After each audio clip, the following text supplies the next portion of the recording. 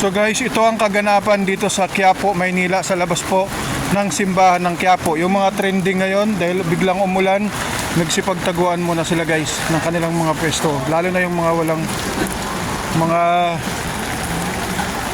Pinoy, 10 pesos. Trending pala to. So isa sa mga trending, Pinoy 10 pesos. Isa sa mga trending andito. Kahit maulan, solid. Kahit maulan, merong customer. Ika muna. Oh, isang A. This is Kuya Dan Vlogs sa on YouTube. Yan, Pinoy. Paborito mo dito, Kuya? Sarap yan, masarap. Masarap. Oo, kasi nakita kong titinda kahit nung mulan, no. Ng Pinoy. Lagag yan. Hindi pa nagtitinda. Solid. Tulit talaga.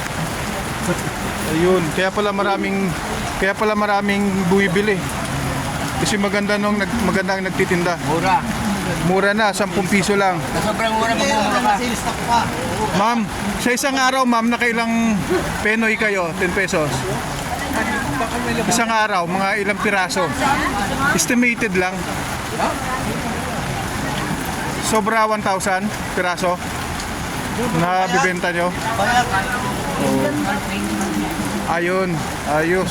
So may basag, 5 piso. Pag hindi basag, 10. Pwede na. Thank you, sir. Thank you, boss.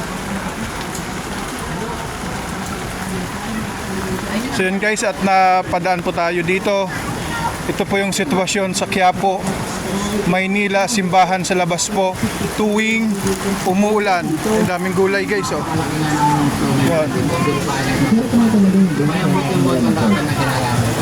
At merong Sheila's Dragon Fruit din dito guys, oh. Yan. Wala masyado pa tao kasi nagsipagtago. Maulan guys. Yan.